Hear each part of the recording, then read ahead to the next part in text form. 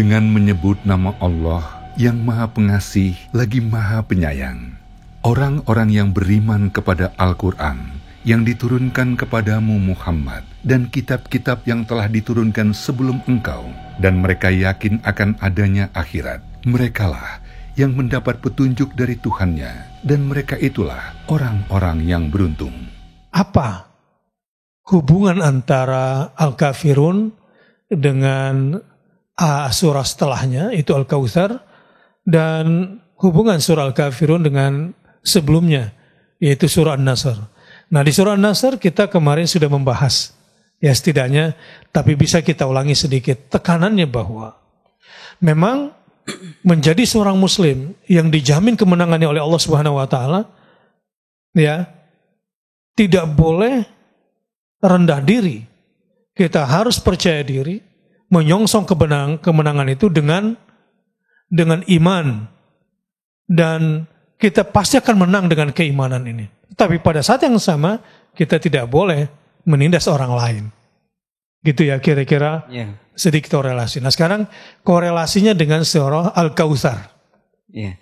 Kalau susunan mushaf Al-Kautsar, berarti Al-Kautsar itu surah sebelumnya. Sebelumnya, kalau susunan mushaf ya. Mushaf. Dari ini kalau bahasan kita agakmu dari belakang ke depan. Ya, ini kurikulum kita di belakang. Iya.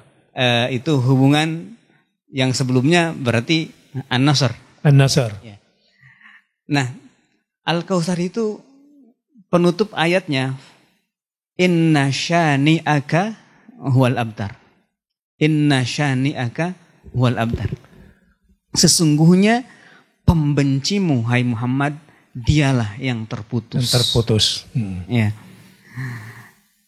Ada dua nikmat di dalam Al-Kautsar. Pertama, diberikan Al-Kautsar itu nikmat yang banyak. Di antara makna Al-Kautsar selain adalah sungai di surga, telaga di surga, juga Al-Kautsar maknanya adalah meskipun Rasulullah SAW itu tidak punya anak laki-laki yang hidup lama, tetapi keturunannya dari perempuan itu dinisbatkan. Iya.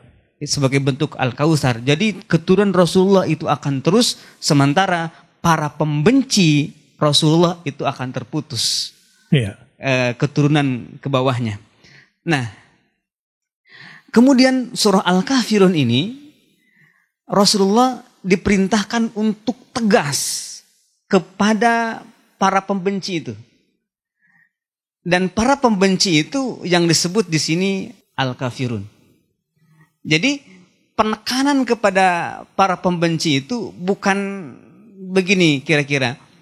Jadi hubungan apa disebutnya emosional dengan orang-orang para pembenci itu. Jadi kalau membenci, ada orang membenci, maka sebenarnya janganlah kita jadi membenci orang itu. Tetapi katakan tegas di sini, kalau pembenci itu adalah orang kafir, maka yang penting beda dari pembenci itu dengan kita. Kita beda dengan pembenci itu. Maka qul ya ayyuhal kafirun. Menyatakan, Allah perintahkan kepada Rasulullah untuk menjadi beda dengan orang-orang kafir itu. Ya. Jadi tekanannya kepada pembedanya itu ya. Baik sahabat, jadi itu tadi korelasinya antara surah Al-Kafirun dengan Al-Kautsar. Kalau dalam kitab Nuzumud Durar saya bacakan, di dalam surah Al-Kautsar disinggung bahwa nasib para pemuka yang memusuhi Nabi pasti akan terputus. Ya. Maka di surah Al-Kafirun diterangkan pula tentang para pemuka kafir yang terputus itu. Ya, kemungkinan besar yang datang 4 orang itu kan. 4 orang negosiator itu. Pada surah Al-Kafirun, orang kafir yang datang itu mesti dekat di hadapan Nabi dipanggil dengan ungkapan ya, yang menunjukkan jauh, walaupun ini dekat nih. Karena apa? Karena mereka jauh dari kebaikan dan kesesatan yang sangat jauh. Betul. Baik, itu dari kitab Nuzum Ad-Durar. Nah sekarang setelah kita memahami tentang bagaimana korelasinya dengan Al-Kautsar yang di situ sebetulnya terkait dengan nikmat yang besar, berarti di sini adalah kerugian yang sangat besar ketika kita bermain-main dengan kemusyrikan.